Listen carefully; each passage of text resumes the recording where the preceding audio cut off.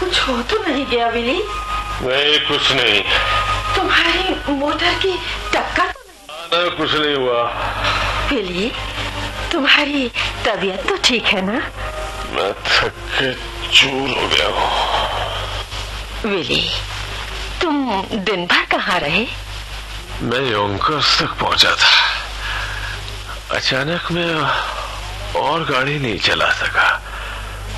मुझसे वो संभाल ही नहीं गई। विली, तुम्हें आराम की जरूरत है।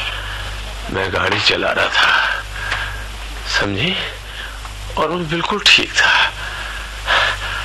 फिर मैंने मोटर का सामने वाला शीशा खोल दिया और गर्म हवा के झोंके खाता रहा। मैं भूल ही गया कि मैं गाड़ी चला रहा हूँ। अगर मैं कहीं सड़क के दूसरी तरफ चला गया होता तो मैंने तो गाड़ी से किसी को कुचल दिया होता। मैं चलता रहा। फिर 5 मिनट बाद में फिर सपना देखने लगा। मेरे दिमाग में ऐसे ख्याल आए, ऐसे अजीब अजीब ख्याल। विली, तुम उनसे फिर बात करो। कोई वजह नहीं है कि तुम न्यूयॉर्क में काम न कर सको। उन्हें न्यूयॉर्क में मेरी जरूरत नहीं है। लेकिन विली, तुम 60 बरस के हो। तुम कल दफ्तर जाकर हावर्ड से क्यों नहीं कहते कि अब मैं हर हफ्ते बाद दौरे पर नहीं जा सकता? मुझे यहाँ न्यूयॉर्क में काम करना है, बस। कहूँगा, जरूर कहूँगा। लड़के अंदर हैं? हाँ, अपने कमरे में सो रहे हैं। सुनो, सुबह मेरे जाने के बाद बिफ ने कुछ कहा था। विली, उसके घर में कदम रखते ही तुम्हें उसे भला बुरा नहीं कहना चाहिए था। तुम्हें उस पर यूं गुस्सा नहीं होना था। अरे मैं उस पर गुस्सा कब हुआ? मैंने उससे सिर्फ इतना पूछा था, कुछ पैसा वैसा बना रहे हो? क्या मेरे जाने के बाद उसने माफी मांगी थी? वो शर्मिंदा था विली। अच्छा। विली, तुम जानते ही हो वो तुम्हें कितना मानता है।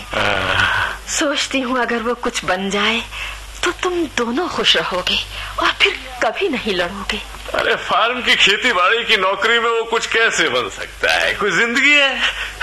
शुरू में मैंने सोचा बच्चा है, कोई बात नहीं, लेकिन अब 10 साल हो गए हैं और उसे अब भी हफ्ते में सिर्फ $35 मिलते हैं। विली, वो कुछ बनने की कोशिश कर रहा है। 34 बरस तक ऐसे भटकते रहना शर्म की बात है। आलसी है, निकम्मा। विली, वे सो रहे हैं। वो यहाँ आया क्यों है? कौन सी चीज उसे खींच लाई है? मुझे नहीं मालूम, लेकिन मैं सोचती हूँ वो अब भी भटका हुआ है। भटका हुआ है बिफ लोमन, भटका हुआ है। एक लड़का जिसकी इतनी शानदार शख्सियत है अभी तक भटका हुआ है। सुनो, मैं उसे कोई काम दिला दूंगा। कुछ ही दिनों में वो अपनी जगह बना लेगा। याद है हाई स्कूल में लड़के उसे कितना मानते थे? उसके आगे पीछे घूमा करते थे। वो सड़क में चलता था तो तुम्हें याद है वहां पे इल्म के 2 खूबसूरत पेड़ होते थे। उन दोनों पेड़ों के बीच में मैंने और बिफ ने वो झूला बनाया था जिसपे हम मजे से झूलते थे। और आज उन पेड़ों की जगह कारें कतार में खड़ी नहीं है। इन लोगों को उस बिल्डर को सजा देनी चाहिए जिसने वो पेड़ कटवाए हैं। आसपास की सारी खूबसूरती खत्म कर डाली है। लिंडा, तुम मेरी वजह से चिंतित तो नहीं हो? विली, तुम बहुत सोचते हो। तुम ही तो मेरा सहारा हो लिंडा। विली, अब जरा आराम करो। तुम तो राई का पहाड़ बना देते हो। मैं अब बिफ से नहीं लड़ूंगा। अगर वो वापस टेक्सास के फॉर्म में जाना चाहता है तो चला जाए। हाँ, वो अपना रास्ता बना लेगा। जरूर बना लेगा। कुछ लोग बहुत देर से अपनी जिंदगी शुरू कर पाते हैं। विली, अगर इस इतवार को ठंड नहीं हुई तो हम मोटर में घूमने चलेंगे। हम अपने सामने वाला शीशा खोल लेंगे। नहीं, मोटर का सामने वाला शीशा नहीं खोलता। लेकिन तुमने तो आज खोला था। मैंने? हाँ? नहीं तो। हाँ? क्या अजीब नहीं? क्या? मैं उस वक्त अपनी पुरानी लाल मोटर के बारे में सोच रहा था। मुझे लगता था जैसे मैं वही पुरानी गाड़ी चला रहा हूँ। खैर, तुम्हें किसी बात से उसका ख्याल आ गया होगा। कमाल है। तुम्हें याद है वो दिन जब बिफ उस मोटर को खूब चमका के रखता था? खूब चमका के खरीदार को विश्वास ही नहीं हुआ वो 80,000 मील चल चुकी है। उसे विश्वास ही नहीं हुआ कि 80,000 मील चल चुकी है। अच्छा, मैं अभी कुछ खा के आता हूँ। खरीदार को विश्वास ही नहीं हुआ। सुनो बेटा, शायद डैड ने फिर मोटर टकरा कर चकनाचूर कर दी। फिर यही हाल रहा तो उनका लाइसेंस छिन जाएगा। अच्छा, मैं तो सोता हूँ। सुनो, तुम अब भी नाराज हो उन पर? नहीं है। तुम्हें क्या हो गया है बेफ? तुम्हारा वो हंसी मजाक, वो आत्मविश्वास कहाँ चला गया है? डैड मेरा हमेशा मजाक क्यों उड़ाते हैं? बेफ, वो तुम्हारा मजाक नहीं उड़ाते, वो तुम्हें सफल देखना चाहते हैं। बस मैं कई दिनों से सोच रहा था कि तुमसे डैड के बारे में बात करूं। उन्हें जाने क्या हो गया है। वो अपने आप से बातें करते हैं, ज्यादातर तुमसे। मेरे बारे में क्या कहते हैं? यही कि तुम अभी तक किसी धंधे से नहीं लगे हो। एक आध बात और उन्हें खाई जा रही है। कौन सी बात? छोड़ो। मैं सोचता हूँ अगर तुम अब भी कोई ढंग का काम शुरू करो, मेरा मतलब है क्या उस फार्म की नौकरी में तुम्हारा कोई भविष्य है? मैं नहीं जानता भविष्य क्या है। मुझे नहीं मालूम मैं क्या चाहता हूँ।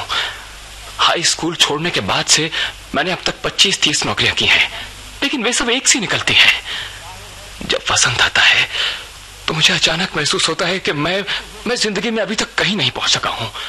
मैं 34 साल का हूं, अब 34 साल का। अब तक मुझे यह निश्चय कर लेना चाहिए था कि मेरा भविष्य क्या है, और यही सोचकर मैं भागा हुआ घर आता हूं। और जब मैं यहां आता हूं तो फिर मेरी समझ में नहीं आता कि मैं क्या करूं।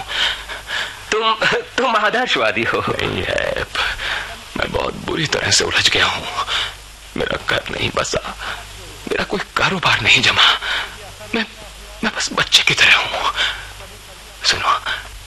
सुनो ऐप, तुम मेरे साथ टेक्सास क्यों नहीं चलते? हो सकता है हम वहां एक बाड़ा खरीद लें, मवेशियों को पालें। हम जैसे लोगों को तो बाहर खुले में काम करते होना चाहिए। बिफ, मैं भी यही सपना देखता हूँ। हाँ, अगर तुम मेरे साथ होगे तो मैं भी वहां खुश रहूंगा। हम किसी पर विश्वास तो कर सकेंगे ऐप। बात यह है, हम पैसा कमाने के लिए नहीं बने हैं। लेकिन मैं एक बार रुपया बनाना चाहता हूँ, फिर मैं तुम्हारे साथ चलूंगा। मेरे दिमाग में अभी एक ख्याल आया है। तुम्हें मेरे मित्र बिल ओलिवर की याद है? हाँ, वो अब बहुत बड़ा आदमी है। हाँ, मैं उससे मिलने जाऊंगा। अगर मुझे उससे 8-10 हजार डॉलर मिल गए तो मैं उनसे एक अच्छा सा बड़ा खरीद लूंगा। पर हैप, क्या वो अब भी सोचता है कि मैंने उसके गेंदों का डब्बा चुराया था? अरे वो कब का भूल गया होगा। ये 10 बरस पहले की बात है। और फिर उसने सचमुच तुम्हें नौकरी से नहीं निकाला था? मेरा ख्याल है वो निकालने वाला था, इसीलिए मैंने नौकरी छोड़ी थी। बिफ, अब यहां से मत जाना। तुम्हें यहां कोई ना कोई काम मिल जाएगा। तुम्हारा यहां रहना बहुत जरूरी है। अच्छा, चलो सोए, सुबह डैड से बात करना। चलो।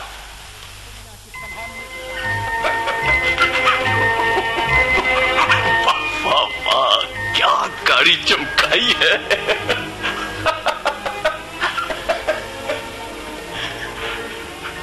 मैं सोच रहा था तुम मोटर इतनी चमका के क्यों रखते हो?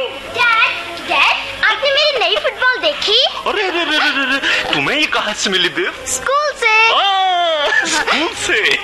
अच्छा, ऐसा करो बेटे, इसे वापस रखो। डैड, आप इस बार कहाँ गए थे? हम आपके बिना अकेले थे। अकेले? देखो, मैं तुम्हें एक राज की बात बताता हूँ बेटे। देखो, किसी कहना नहीं, एक दिन मेरा अपना कारोबार होगा और फिर मुझे घर छोड़ के कहीं नहीं जाना पड़ेगा। चार्ली चाचा की तरह? अरे, चार्ली से भी बड़ा हैप्पी, क्योंकि चार्ली को लोग नहीं चाहते। मेरा मतलब है, लोग उसे चाहते तो है लेकिन ज्यादा नहीं चाहते। मैं भी आपके साथ चलूंगा डैड। हाँ, जरूर बेटे। गर्मियां शुरू होने पे मैं और हैप और तुम तुम सबको सारा न्यू इंग्लैंड घुमाऊंगा। वहां लोग मुझे बहुत मानते हैं। अरे मैं किसी भी जगह अपनी मोटर खड़ी कर सकता हूँ। पुलिस वाले उसकी ऐसे हिफाजत करते हैं जैसे अपनी गाड़ियों की करते हैं। इन गर्मियों में तुम कहाँ हो? तुम्हें तो आज मेरे साथ बैठ के पढ़ना है। मैंने बर्नबाउम साहब को कहते हुए सुना था कि अगर तुम हिसाब में कमजोर रहे तो वो तुम्हें फेल कर देंगे। जाओ जाओ बिफ, इनके साथ जाकर पढ़ो। अभी चलता हूँ बर्नार्ड। अच्छा, मैं घर में तुम्हारा इंतजार कर रहा हूँ। जल्दी आ जाना, देर ना करना।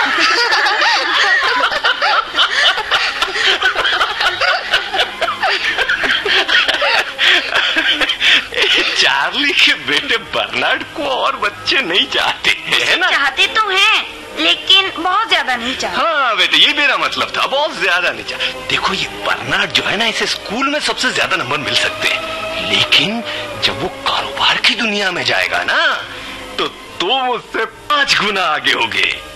बेटे, जिस आदमी को लोग चाहते हैं ना, वही दुनिया में आगे बढ़ जाता है। अब देखो तुम मुझे ही ले लो। अब मुझे खरीदार से मिलने के लिए कभी कतार में खड़ा नहीं होना पड़ता। उन्हें बस इतना मालूम होना चाहिए कि विली लोवेन यहाँ है और मैं सीधा अंदर चला जाता हूँ। अपने दोस्तों के पास जाओ। ओ माँ, जब डैड घर में हो तो मेरे दोस्त इंतजार कर सकते हैं। नहीं नहीं नहीं बेटे, जाओ जाओ जाओ। आओ है, चलो। जॉर्ज, सेन, फ्रैंक, तुम तो बाहर आ जाओ। चलो। देखा तुमने, बच्चे बिफ का कहा कितना मानते हैं। यही तो बात है, मैं हजारों का माल बेच रहा था, लेकिन मैं घर आए बिना नहीं रह सका। क्या क्या बेचा? मैंने सारे दौरे में कोई $200 का माल बेचा। 200? यानी कोई $70 तुम्हारा कमीशन रहा। बहुत अच्छे। हमें किस किस का देना? कुल मिलाकर हमें 15 तारीख तक $120 देने हैं। $120? अगर कारोबार तेज नहीं हुआ तो हमारा दिवाला निकल जाएगा। खैर, अगले हफ्ते तुम्हें ज्यादा काम मिलेगा। अरे अगले हफ्ते तो मैं उन्हें चित कर दूंगा। मैं हॉटफोर्ड जाऊंगा। हॉटफोर्ड में लोग मुझे बहुत चाहते हैं। लिंडा, दिक्कत ये है कि लोग मुझे नहीं चाहते, वो मुझ पे हंसते हैं। क्यों?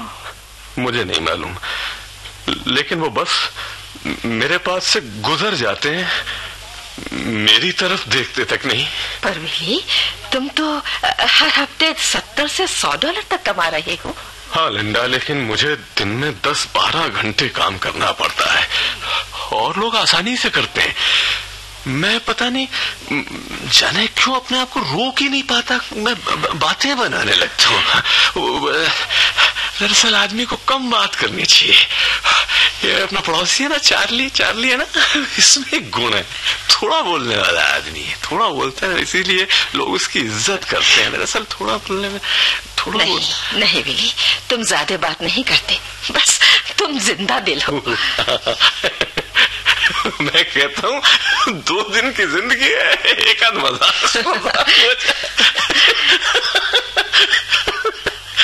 बहुत मजाक करता हूँ, मोटा हूँ, बहुत बेवकूफ दिखाई देता, इसीलिए लोग मुझ पे हंसते। विली, तुम दुनिया में सबसे सुंदर आदमी हो। नहीं लिंडा, मेरे लिए तो तुम सबसे सुंदर हो, और फिर लड़के तुम्हें कितना मानते हैं। लिंडा, मैं तुम्हारी हर कमी पूरी कर दूंगा। विली, मुझे किसी चीज की कमी नहीं है। ये क्या है? ये तो मैं अपने मुंह से रफू कर रही हूँ। कितने महंगे हैं ये। मैं इस घर में तुम्हें पुराने मुंह से नहीं सीने दूंगा। फिर धन्यवाद। अंकल, बिफ कहाँ है? अगर उससे हिसाब नहीं किया तो? अरे तो तुम उसे इम्तिहान में जवाब बता देना। लेकिन यार बोर्ड का इम्तिहान है, मैं पकड़ा जाऊंगा। ओह, कहाँ है बिफ? मैं उसे कोड़े लगाऊंगा, कोड़े। और उसे स्कूल की वो फुटबॉल भी वापस कर देनी चाहिए विली, ये अच्छी बात नहीं है। वो है क्या? हर चीज क्यों उठा लाता है वो? मैं उसे कोड़े लगाऊंगा। अगर उसे मेहनत नहीं की तो वो हिसाब में फेल हो जाएगा। हाँ, वो ठीक कहता है। तुम उसे बर्नार्ड की तरह किताबें क्या देखना चाहती हो? क्या? उसमें हिम्मत है, उसकी अपनी शख्सियत है, वो आम लड़कों से अलग है। मैं कहता हूँ वो कुछ बनेगा, वो कुछ बनेगा, वो बनेगा।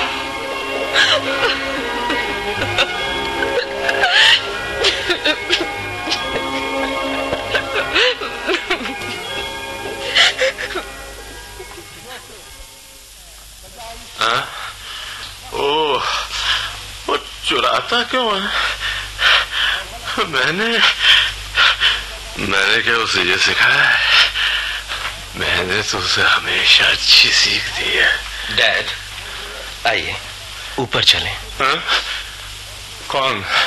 हैप्पी? आप आज रात कैसे आ गए? अरे मैं तो अचानक डर गया था बेटा।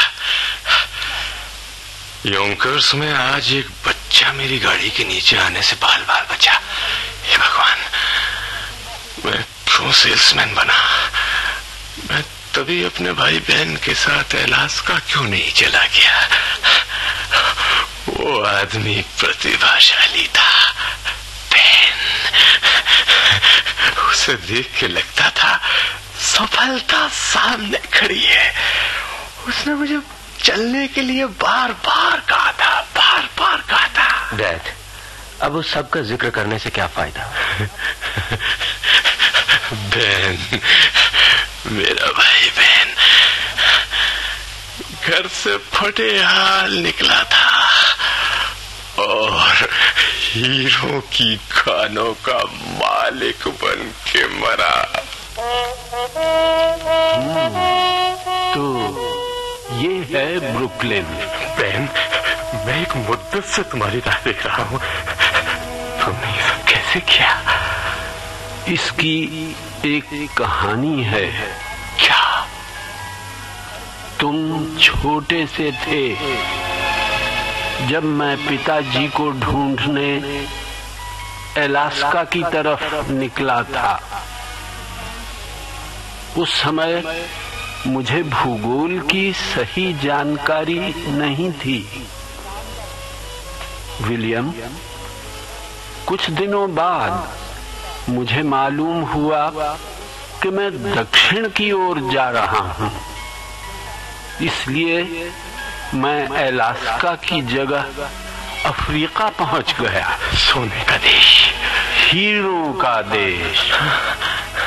लेकिन मेरे पास समय नहीं है, मुझे ट्रेन पकड़नी है। नहीं बहन, हैप्पी, इधर आओ बेटे, इधर आओ। देखो, ये है तुम्हारे बहन चाचा। बहुत बड़े आदमी है, बहुत बड़े आदमी। बहन, इन्हें वो कहानी सुनाओ। बच्चों, जब मैं 17 बरस का था तो मैं जंगल में गया। जब मैं बाहर आया तो 21 बरस का था। और भगवान कसम, मैं अमीर था। अमीर? देखा तुमने बच्चों, अनहोनी बातें होती हैं। अफ्रीका वापस जाते हुए मैं एक बार फिर यहाँ आऊंगा। बहन, क्या तुम कुछ दिन यहाँ और नहीं रुक सकते? देखो, मुझे तुम्हारी जरूरत है। मेरे लड़के, वे बड़े निडर बच्चे हैं, लेकिन कभी कभी मुझे लगता है कि मैं उन्हें सही ढंग की शिक्षा नहीं दे रहा हूँ। बहन, मैं उन्हें कैसी शिक्षा दूं? विलियम, जब मैं 17 बरस का था तो जंगल में गया था, और जब मैं जंगल से बाहर आया तो 21 बरस का था। और भगवान कसम, मैं अमीर था। मैं अमीर था।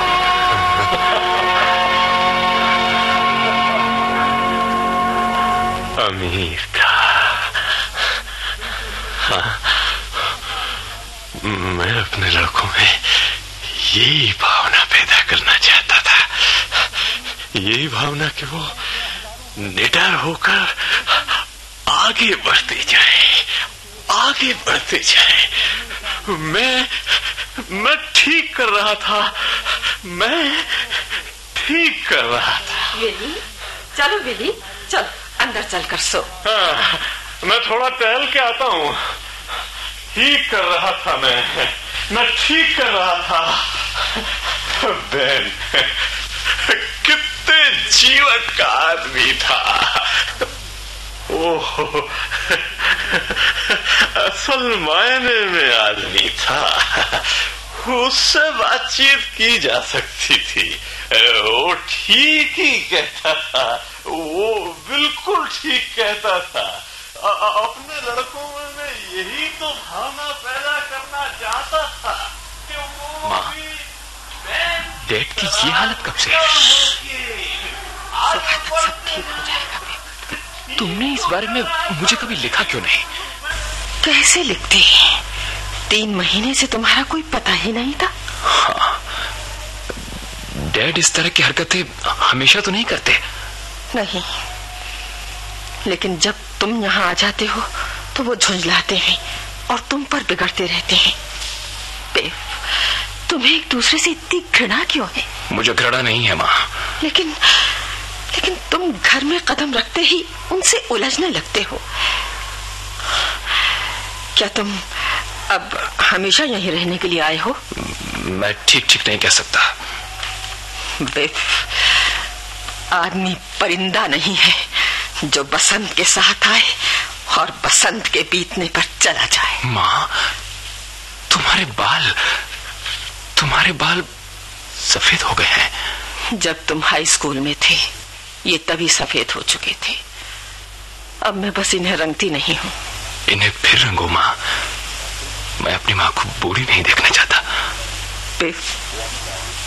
याद रखो, एक दिन जब तुम इस घर का दरवाजा खटखटाओगे तो यहाँ अजनबी लोग होंगे। क्या कह रही हो माँ? तुम अभी 60 की भी नहीं हुई। लेकिन तुम्हारे पिता। मेरा मतलब उनसे भी था। बेटी, अगर तुम्हारे मन में उनके लिए कोई दया ममता नहीं है तो मेरे लिए भी नहीं हो सकती। हो सकती है माँ। नहीं, तुम सिर्फ मुझसे मिलने नहीं आ सकते क्योंकि मुझे उनसे प्रेम है। मेरे लिए वे दुनिया में सबसे प्यारे व्यक्ति हैं और मैं यहाँ ऐसे किसी आदमी को नहीं आने दूंगी जो उनके मन में ये भावना लाएगा कि कोई उन्हें नहीं चाहता, कोई उन्हें प्यार नहीं करता। बेटे, तुम्हें अब निश्चय करना होगा। या तो तुम उन्हें अपना पिता समझो और उनका आदर सम्मान करो, या आगे से यहाँ नहीं आओ।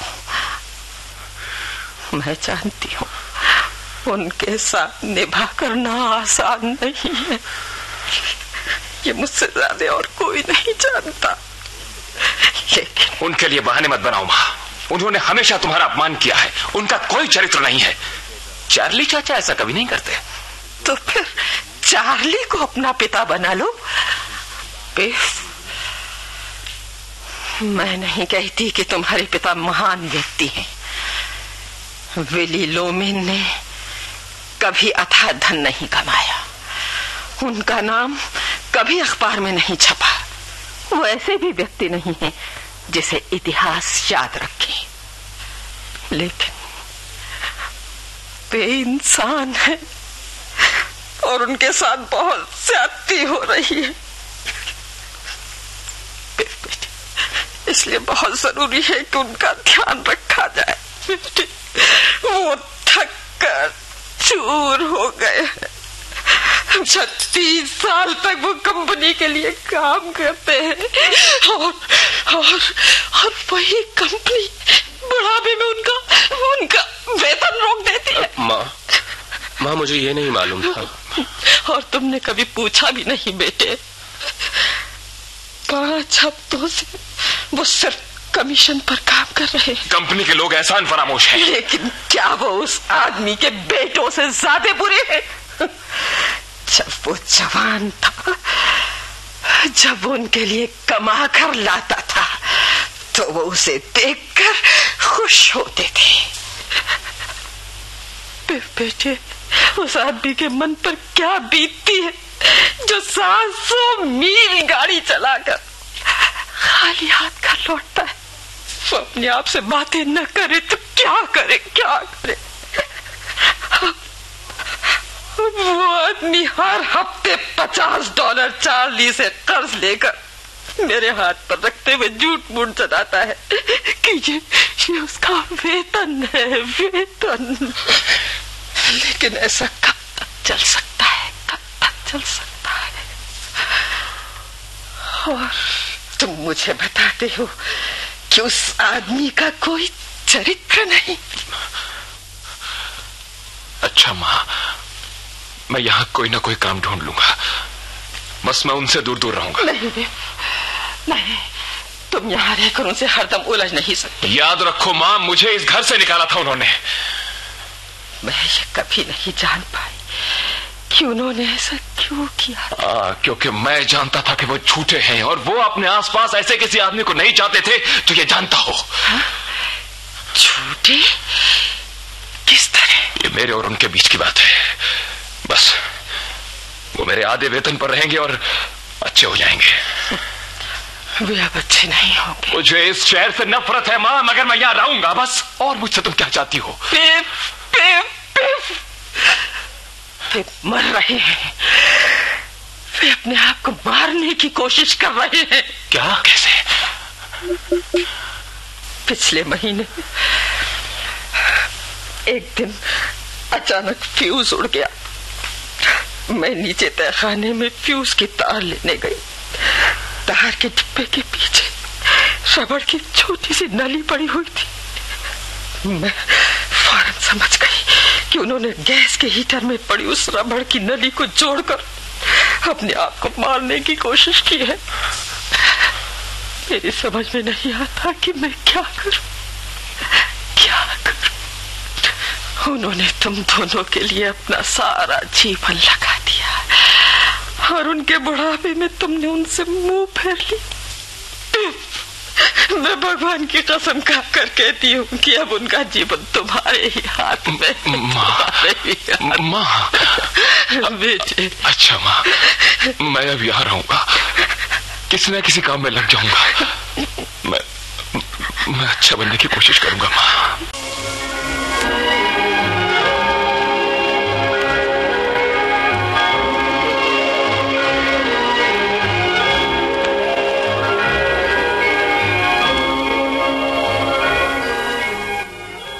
सेल्समैन की मौत, आर्थर मिलर के मूल नाटक डेथ ऑफ अ सेल्समैन का हिंदी नाट्य रूपांतरण अभी आप सुन रहे थे। आज आपने सुना इस नाटक का पहला भाग। रूपांतरकार थे ललित सहगल, निर्देशक सत्येंद्र शरत। आपको बता दें, इस नाटक का दूसरा और अंतिम भाग आप सुन सकेंगे कल नाट्य तरंग कार्यक्रम में। अब आज का नाट्य तरंग कार्यक्रम समाप्त होता है।